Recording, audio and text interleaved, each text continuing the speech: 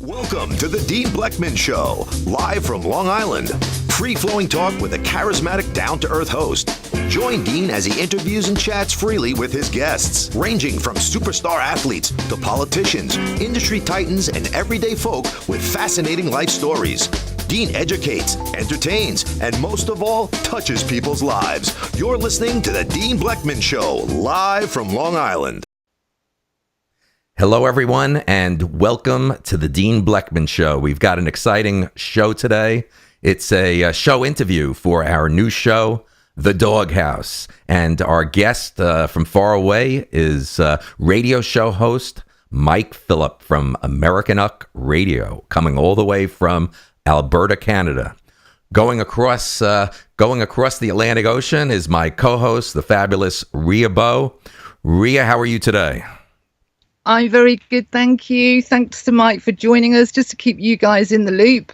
This is an interview, chit-chat, chew the fat thing with our new friend Mike Filip from Americanuck Radio about possibly coming on the Doghouse. And to keep you guys in the loop, Dean and Mike have chatted quite a bit, and Mike and myself have never spoken before. We've just traded a few messages. So it's all new ground. We don't know what's going to happen, but I'm really pleased to have you on, Mike. How are you doing?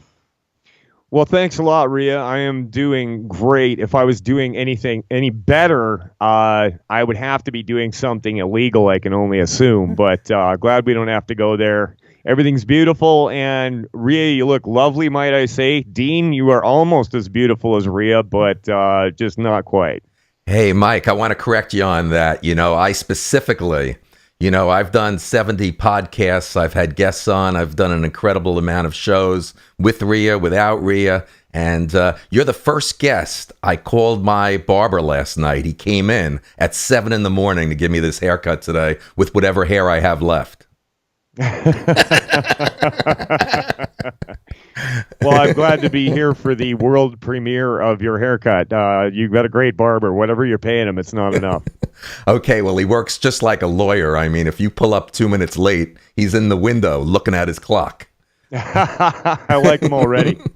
But listen, we're really happy. This is exciting for Rea and I to have you on this interview show and for the Doghouse show. And it's just historic that I'm here in my home studio in Setauket, Long Island, which is about 65 miles east from Manhattan along the North Shore, where all those ferries take from Port Jefferson over to Bridgeport, Connecticut. And it's just amazing that we have you in Alberta, Canada, and we've got Rea in the United Kingdom. And this is just unbelievable. And we keep talking about this new Doghouse show. Rea, if you don't mind just sharing with our audience today what the Doghouse is all about.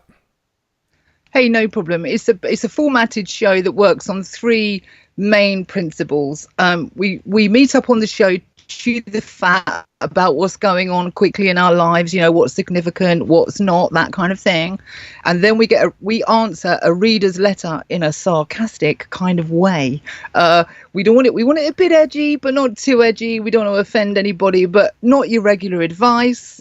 And then we go on to one big story each of what's caught our eye, and it can be pretty much anything you like, but something that's kind of interest to everybody. And number 3, then we put something or somebody in the doghouse. It's really that simple. And then we vote as to whether that thing or somebody stays in the doghouse. And we'll do a test run today, just a quick one.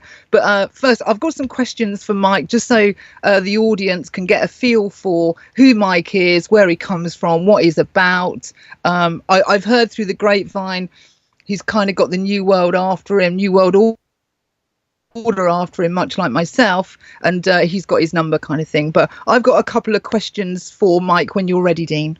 Okay, Mike, Rea, I just want to let you know, I don't know if you know who the New York Yankees are, but they're right now the hot premier team right here in the New York metropolitan area, baseball team, and Mike's looking pretty good with that jersey today. He was smart.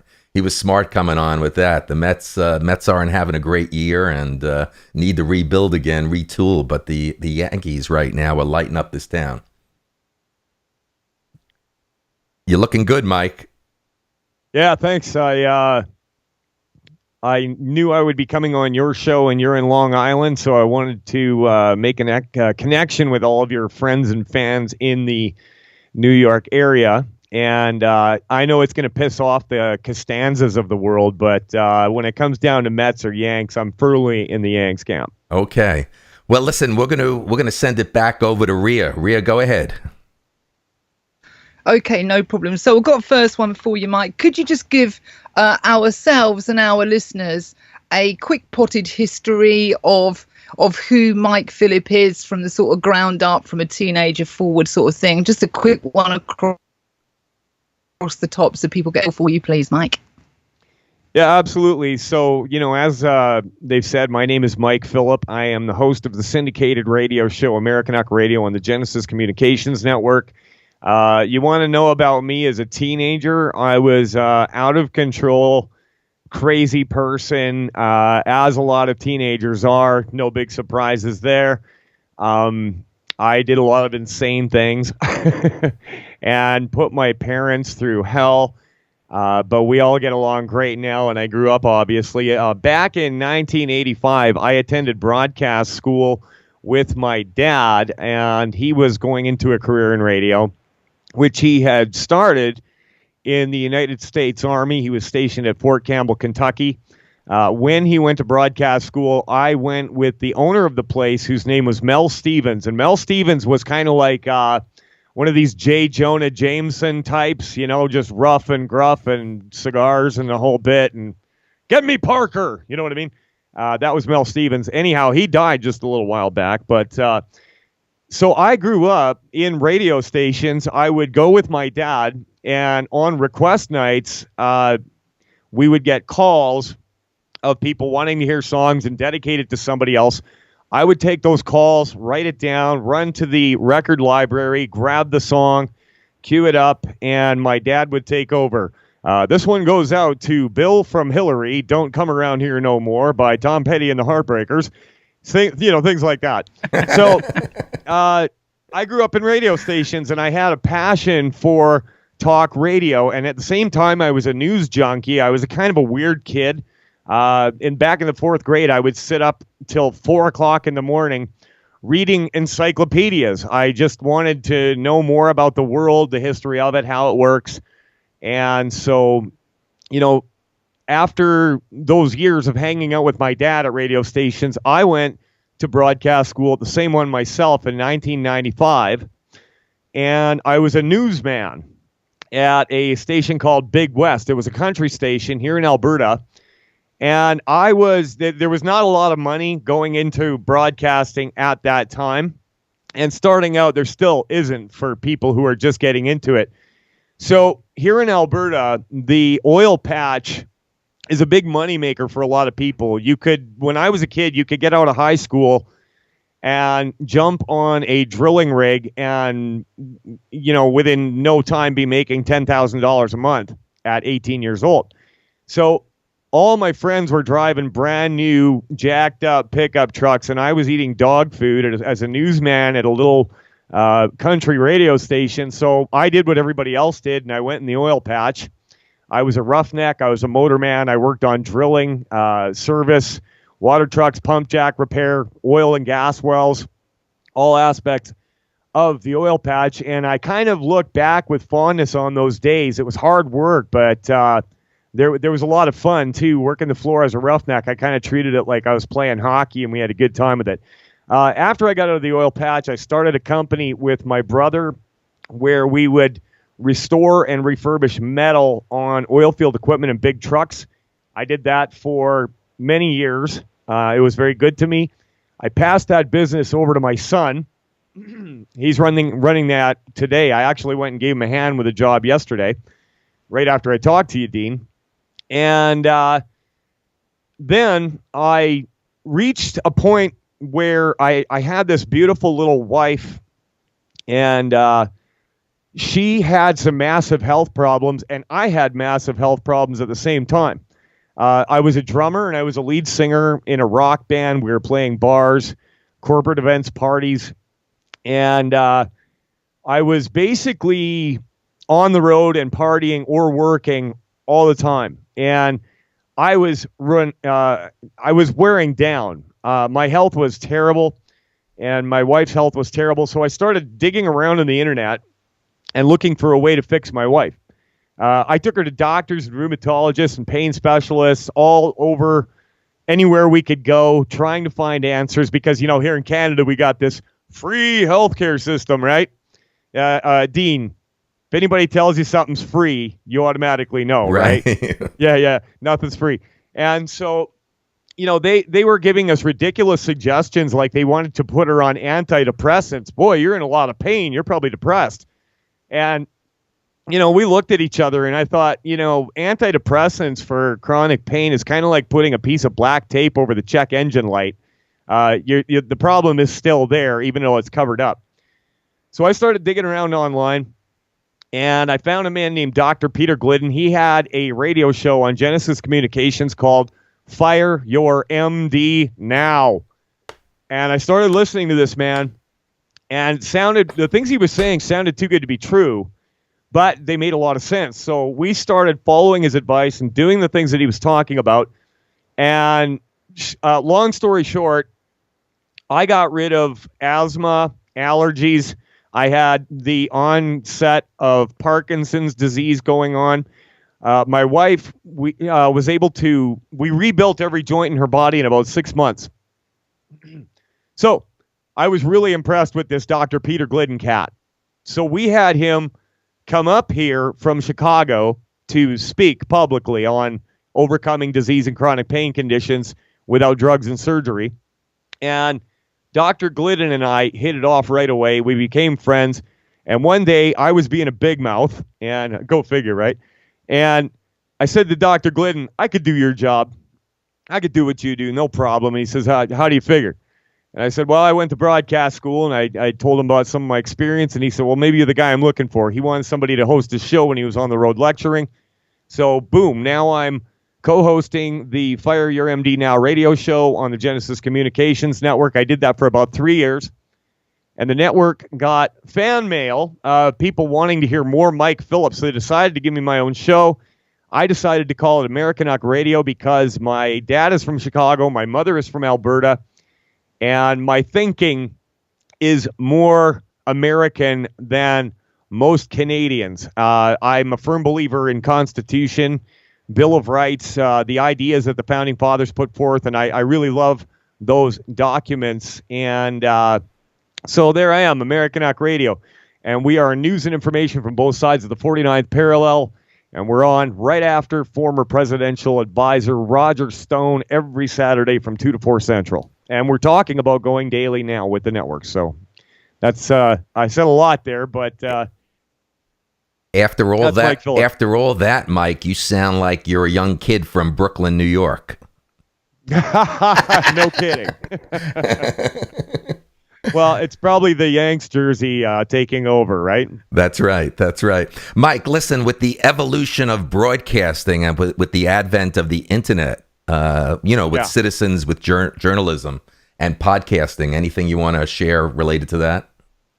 Well, it's an interesting phenomenon. I mean, when it first started happening, it kind of annoyed me, to be quite honest with you, because, I was a trained broadcaster. I went to school to do it. We took journalism and all this. And now here's all these guys in a laptop, or they got their cell phone, and they're getting more traction than mainstream media and trained professionals. But there came a time when I realized that this is the wave of the future. I mean, I've gotten better news from people on the ground in different areas of the world through different apps than I would ever get turning on, say, CNN, Fox, MSNBC, or Canada's welfare station, the CBC. Thanks a lot, Britain, for giving us the CBC, patterned after your own BBC. It is the most god-awful television I've ever, and they get billions of dollars shoveled at them. But it's a dying dinosaur, kept alive by life support. And citizen journalists are the wave of the future. If you look at guys like us, if you look at guys like Dean, with all your connections and life experience and cool things that you have to talk about, it's really bringing people together. And if you look at the big media channels like Clear Channel, iHeart, they're dying.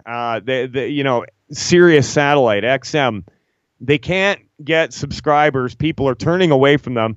Now, are they going to be too big to fail and given injections of cash to keep them around even though people aren't watching? We'll see. But no, I'm a big fan of this whole podcasting and citizen journal thing. In fact, I do a podcast on a regular basis called Tactical Health with Dr. Peter Glidden. People can listen to that over at tacticalhealth.org. And I'll tell you what else. The technology is what's amazing, because when I went to radio school initially with my dad back in 1985, we were still using carts. And what a cart was basically an 8-track that would play one thing and loop right back to the beginning. So you would load your carts in, and when you hit the button, your sound bite was right there.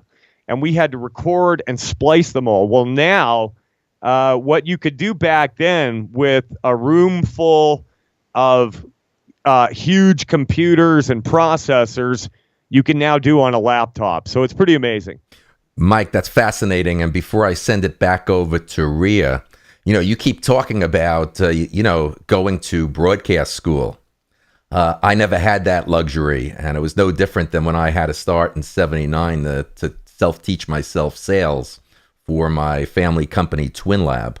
A year ago when I met the lovely Rea Bow, when we met coming in from the UK, my broadcasting school and experience this past year has been the Rea Bow University of Broadcasting. That's what it's been for me. Well, you're hitting it, man. So you're doing a great job. And here's the thing: since I went to school, all the rules have changed. It's totally different. And I'm really happy. I have what's called a Comrex Direct Access Unit, so I can access any large network in the world. I can create a Wi-Fi hotspot on my phone and sound like I'm in a studio in Minnesota while I'm out in a park in Alberta here. What I do like about my show is that we're syndicated in the U.S., and I'll tell you why. Because Canada has an organization called the CRTC, which stands for the Canadian Radio Television Communications Council. And they have the most ridiculous rules surrounding broadcasting, and it has really destroyed broadcast radio in Canada. It's just terrible. All the stations across the country are owned by basically two big corporations. You got Rogers, you got New Cap Radio, and they're all patterned after each other. They all play the same songs over and over and over again. Now, if you're going to listen to a classic rock station anywhere in Canada, you're going to hear a stupid Canadian band called Our Lady Peace and Def Leppard twice a day, guaranteed, two times each. It's just sapped all the creativity out of radio. And so, we've got these laws, like you have to play, I believe when I was doing radio, it was 30% Canadian content. I think now it's 50, right? So they'll take Canadian bands like Rush or The Guess Who or, Our Lady Peace, the one I just mentioned, and they'll play them ad nauseum. And we're told that the reason that they have to do that is because we're right next to the United States of America. And if we don't mandate that we play 50% Canadian content on the hour, U.S. culture will crush us. So I don't believe that for 1 second. I'm a firm believer in a meritocracy. A good artist from Canada will get played in the U.S. And vice versa. You know what I'm saying? Well, listen, I want to bring Rea into this because she has a tremendous love and passion for music and is extremely talented as well, and is a universal expert on sound. So I got to say, my audience, I think they're going to be a little confused here whether I've got a broadcaster, radio host broadcaster on, or you look like you're a rock star.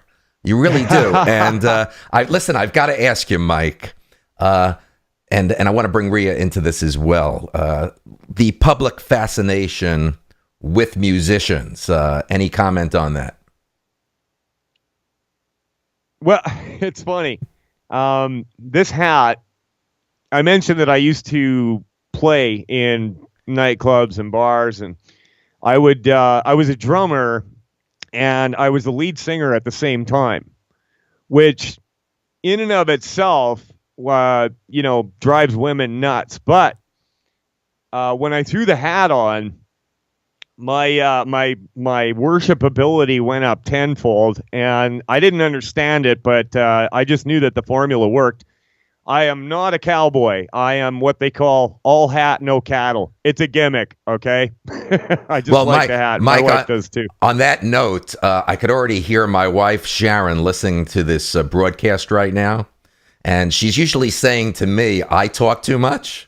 She's going to say, that guy, Mike, you got to shut him down. So we got to bring Rea into the fold here, because I know Sharon is already saying, come on, bring Rea in. So Rea, we're bringing it back over to you with what you're hearing, Mike and I, with our discussion here. Damn, this boy with no cattle can talk, can't he? Do you know what I mean? Yeah, right. So, hey, Mike, don't forget the word dialogue, right? But I know a lot more about you than what I did, that's for sure. The hat thing, it does. I love a dude in a hat. So, you obviously worked it out, and yeah, it's a real thing, isn't it? I don't know what it is. It's all a bit rock star, movie star, Robert Redford. I don't know, however you call it, but the hat's doing it. Right, let's just move it into a bit of dialogue. And I've got another question for you. Yeah. And that is off subject. If you could write a letter to your 16-year-old self giving advice, what would it be? If I could write a letter to my 16-year-old self, I would say, I'm in the process of building a time machine so I can come back and kick your ass. So watch your step, and if you see a guy with a cowboy hat coming, well, no, I'm not going to warn him. That kid was such an idiot, I tell you. Rea, you want me to tell Mike, watch it, Tiger? Hold on. Easy, Tiger. Yeah. Right, okay, moving on. Here's another one, right? Mike, what do you consider hot and what's not on the internet right now? Well, what's hot and what's not? What is hot is, we've seen guys like Gavin McInnes, Alex Jones, InfoWars. What's hot is alternate news to what you're getting on mainstream network news, and it's climbing exponentially. I mean, nobody can deny it. I mean, some of these shows are getting 12 times the traffic that Fox and CNN are combined. I mean, and you got to take into account that it's not just their live broadcasts on their website. You've got all these different, you got Twitter, you got YouTube, you got Gab AI, and people are instinctively moving away from the mainstream. So I think that what's hot on the internet right now is so-called alternative news. That's ultimately fair enough. What about you, Dean? Where are you with this?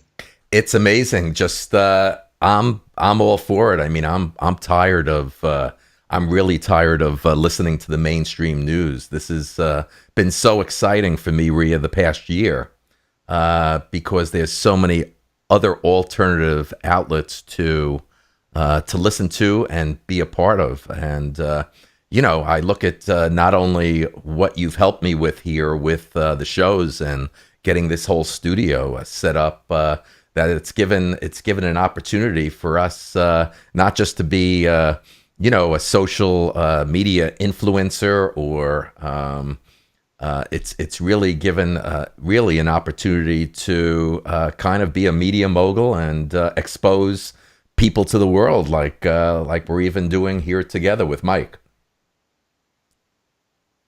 Sounds good to me. Sounds to me. Mike, what are you passionate about right now? What am I passionate about? Well, I'm passionate about my radio show, and I'm passionate about health. I think health is one of the biggest things that people are talking about. There was a long time where it was thought that your MD was, Moses on the mountain when it came to all things medical, and you could just trust him. And a lot of people are turning away from that now. We know so many people that are on 15 different medications, and society's getting sicker all the time. Healthcare is getting more expensive.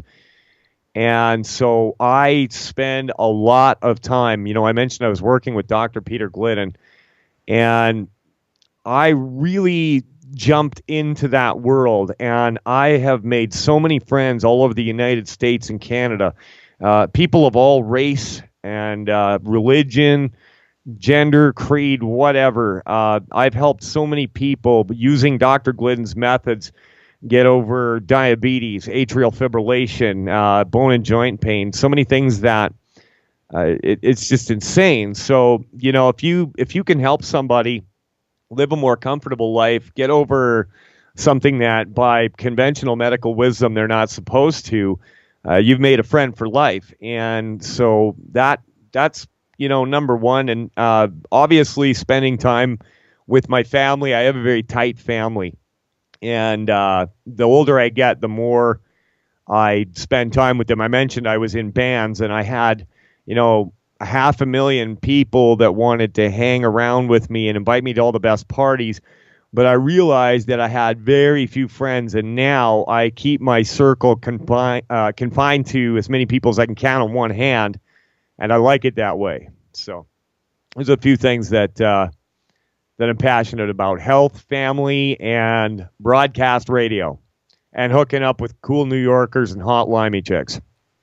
That's on the list. That's pretty cool, Mike. You know that my past Easy Tiger. You know that my past business career for almost 3 decades with my family was exactly that. We founded a company called Twin Lab. We manufactured and developed vitamins, minerals, sports nutrition products, herbs, and those were marketed and distributed all around the world. So, for 3 decades, we natural alternatives. We help people every day, and that brand that brand stood for, lifestyle and energy and wellness and good being. And in a way this opportunity now to be in broadcasting and to have the show without a consumer product or actually a product to sell, it basically has given me another platform to extend myself beyond Twin Lab, just in a different way. And that's with my voice and being able to broadcast around the world. Oh, one more thing. You asked me, what am I passionate about? There's one more thing that I forgot to mention. Music, obviously, but I'm also an avid shooter and a member of the local shooting sports association. I can knock the eye out of a bird flying. I'm very good with a pistol or a rifle or even a bow and arrow. I love doing archery. Mike, maybe Rea and I should ask you, what don't you do? What don't I do? Yeah. I don't square dance.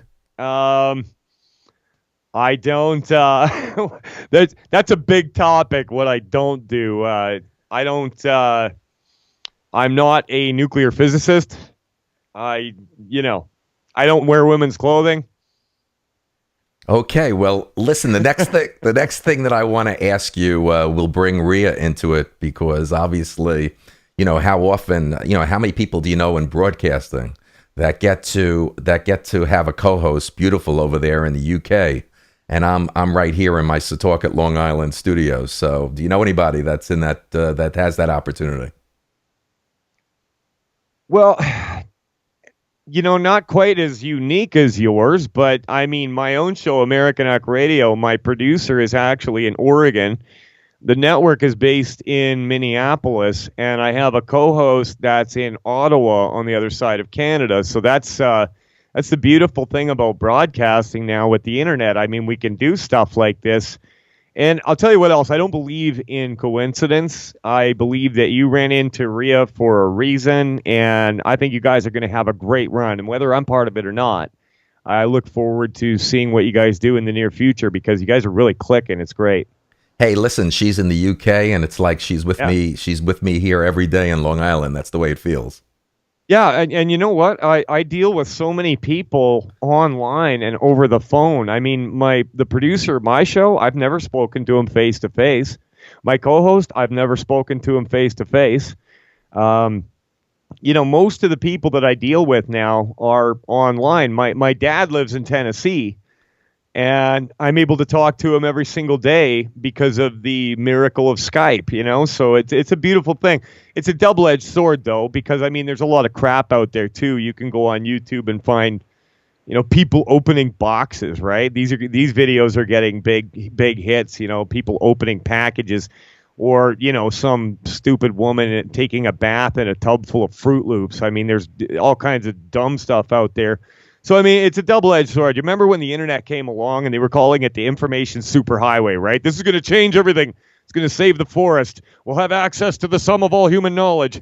Well, that was back in the 90s. They were talking about this. And then all of a sudden we've got incredible opportunities to find really great wisdom and knowledge. Or you can read a MSNBC article on whether or not peanut butter and jelly sandwiches are racist, right? So, I mean, it's a double-edged sword. It can be really stupid or it can be really great. Wow. Hey, listen, I'm going to ask you a question that's going to bring Rea and everyone from Europe into this, along with Canadians and my American audience.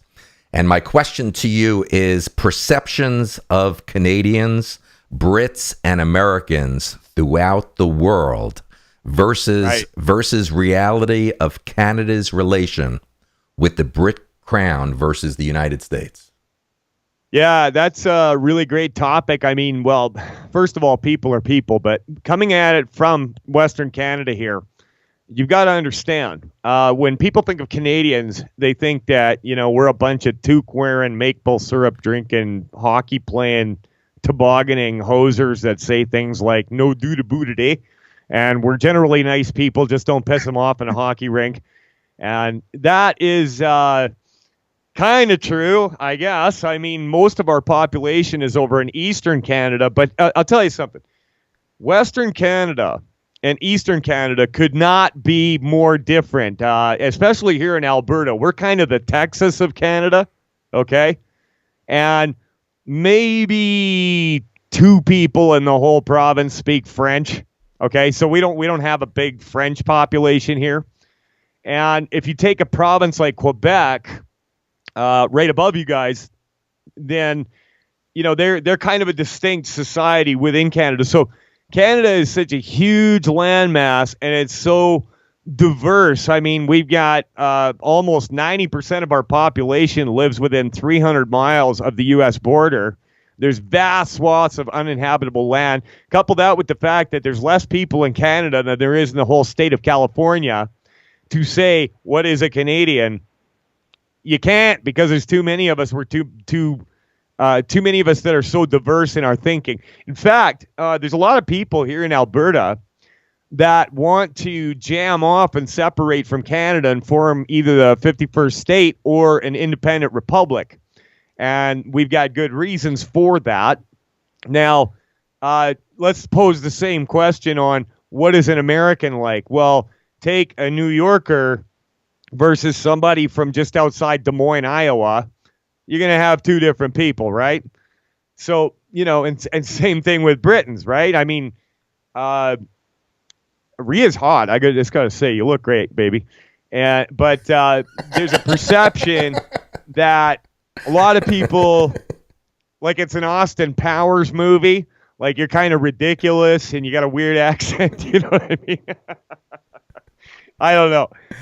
See, here's the thing. Canada, you talked about the relationship with the British Crown and Canada and the U.S. I really like what you guys did in your revolution there. I mean, It's 2017. Do we need a queen or a king? Seriously? I really don't think so. Why don't we bring Rea into this discussion now? Yeah, definitely. But I'd like to hear your thoughts, Rea. before Rea does speak, Mike, I just want to let you know that as a Yankee, she still thinks I'm whacked. She really thinks I'm from another planet. But on that note, let's send it back over to Rea with her thoughts on some of your comments. Well, I mean, I've got to pick up on the end one with the monarchy, isn't it? What did you think about Trudeau's swearing to the Queen of England then, Mike? Listen, we featured that on my show, and I played it a couple of times because Canadians have this perception that we are a free and distinct society separate from Britain. Nothing could be further than the truth. Nothing could be further from the truth. No, every single prime minister that's sworn in this country pledges allegiance to Elizabeth Windsor, Queen of Canada. And that drives me crazy. And don't get me started on Trudeau, okay? That guy absolutely does not represent anybody that I know around here. In fact, the province of Alberta voted Conservative in a landslide, but the problem is, with our parliamentary system, we only have 3 seats in the House of Commons. The city of Toronto has 7. So we have no say. We have no representation. We've got taxation without representation, basically, is what it is. And, I mean, you know, people in Canada, they have this idea that, well, the royal family is, they cut ribbons at the opening of a shopping mall, and they're just symbolic. Well, why am I surrounded? I mean, the Queen's on our money. I'll be driving up the Queen Elizabeth II highway to go to Commonwealth Stadium to pay for a hot dog with pictures of the Queen, and and our Prime Minister swears allegiance. Not only that, but we have what's called a Governor General. The Governor General is the Queen's representative in Canada. They have so the Governor General is head over our military and has the power to dissolve Parliament at any time. So Canada was never really born. It was kind of a stillbirth. There was a lot of deals signed. There was the British North America Act, and the only reason I think we're very fortunate to be bordering the United States. And our media attacks that relationship relentlessly. Okay, they're always going on about, well, we're not like Americans. You know, we have free health care, and we don't like guns like they do, and blah blah blah. Right? No, we're, you know, out here in Western Canada, we're actually more like Americans than Eastern Canadians. And it's a simple fact. I don't know. What are your thoughts on the British Crown, Rea? You live near them.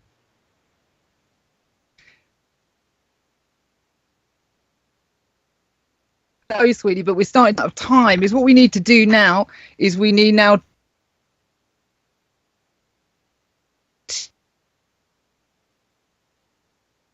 to dialogue as opposed to monologue. So I'm going to run one off now, and in the show, we would have to come with 2 things. One big story, the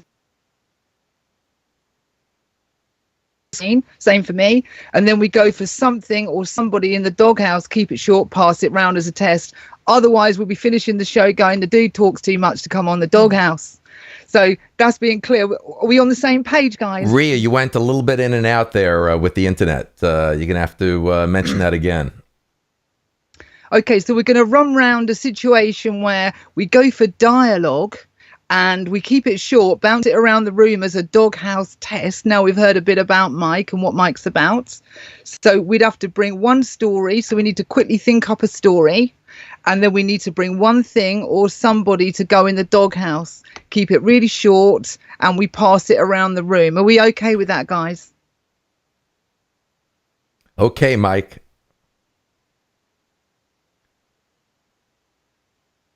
We're all set. Mike, are you still online? Am I starting? No, it's fine. Can you hear us all okay? Yeah, I can hear you fine, yeah. Okay, so here we go on a short one. So we've come in. So this would be an introduction for the Doghouse, right? So there's a bit of chewing the fat, then we're going to bring in one big story. So we've done a bit of the chewing the fat. That should only take up a couple of minutes on the show. So I'll go over to say my big story. What story have I got? Okay, my story is I'm getting bored of listening about the North Korean thing as I watch the Raytheon stock go through the ceiling, guys. It kind of drives me nuts that people suck it up and believe the stuff that's going out on the mainstream. What do you think, Dean? What do I think, or about your story? Yeah, I think it's awful what's going on in the mainstream, what gets brought. Okay, no problem. So what have you got a story there, Dean? My story that I'm putting in is every day here.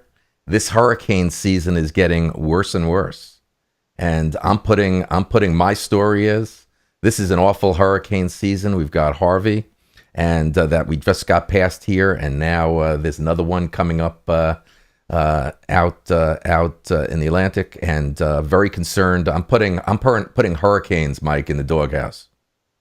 All right, so it's my go now. Yep. All right.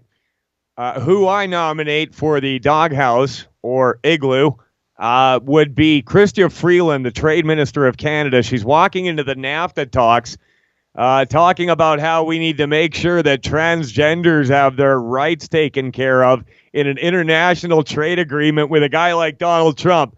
Chrystia Freeland, Doghouse. Doghouse. That was a good one. Guys, that right, was a good one. So a bit of work. Anyway, so you get the idea. That was lovely and short. So that's quite good. Right, guys, that's it. I've got a bunch more questions, but we've done nearly 45 minutes. So we need to start sort of closing out. Otherwise, this is going to get a bit longer. Back to you, Dean. Yeah, thank you, Rea. I've got one more question that I wanted to ask Mike before we close it out, and his feelings and aversion towards social media, Mike. Yeah, in a word, I hate it. I mean, I see how it can be useful, but at the same time, I was on Facebook, right? I have an old account that I haven't touched in a long time because Facebook, I had my name on my profile as Americanuck Mike. Not because I was trying to hide out or anything. I mean, everybody knows I'm Mike Filip. I use my real name on my show. Facebook sent me an email saying that I could not log into my account until I sent them government ID with my real name on it. And I was like, well, see ya, Facebook. I don't need you that bad. But, I mean, I was watching it for years, and, I would get up every morning, I'd turn it on, and people would be like, well, I had some eggs this morning and 2 cups of coffee. Like, who cares? People got to broadcast the minutia of every single minute of their day, and they're addicted to it. And so you see these zombies walking around on their phone and can't even speak to each other across a table because they're talking to somebody on Facebook or Twitter or whatever. So that's my thoughts toward it. It can be useful. It can be a good tool. And the only reason I'm on any of these social platforms is because of my show. But those are my thoughts on it. Now, I'm a big fan of Minds.com, where I met Rea, because it's uncensored. And you've got, people with the wrong political views getting kicked off Twitter, YouTube, and I just don't like the whole deal. Wow. Rea, anything else on your end that you want to talk about? No, I think that's it, guys. Good. Obviously, from Mike's point of view, we'll have to give him a bit of notice when to drop him on, and also introduce him to Carol, because it involves Carol as well. But as a first one, to get a feel for who Mike is within the Doghouse, I guess there'll have to be a few easy times. Rein him in a little bit, so make sure it goes around the room, because he's got lots to say. But outside of that, I think it's all good. What do you think, Mike? I think it's great, yeah, and I'm kind of a wordy guy, and I'm loud and obnoxious and bombastic, but don't be afraid. Hey, get a little sign that says shut up, kind of like Wile E. Coyote with the little sign. Just get a little shut up sign, and when you hold it up, Rea, I'll just clam. Really? Yes. Oh, she's putting it on her things to do. You'd honestly do that? Yeah, I'll Let me shut just up. check Yep. the visual capabilities of that. Well, otherwise I'll keep going on like the big chicken on Bugs Bunny, Foghorn Leghorn. I've been compared. Okay, that's the shut up signal. All right. Rea, as you can Have see, you got that? Mike could go on for a couple of hours. Okay, consider my sign done. Hey, good fun, guys. Good fun, you know. I think Our crowd have got a feel for Mike, and obviously we'll get our shut up sign so we can get it around the room. And the next move is to introduce him onto the doghouse to meet Carol, our lovely Carol. I'm sure she'll love your hat as well. But you never know. I like but her hair. Pardon? I like her hair. She's got great hair. I watched one of your videos while you were sitting on the deck with her. yeah, she was out. She was out yesterday for the Labor Day holiday. I invited Carol Ruth Weber, also known, Mike, as Hair Power, hashtag Hair Power, and her third husband, John Talese. Great guy, John. Sounds like an actor, John Talese. Super guy. We had a lovely day at the house, and fascinating. You could see some things that I've done with John. He also might come on the doghouse as well.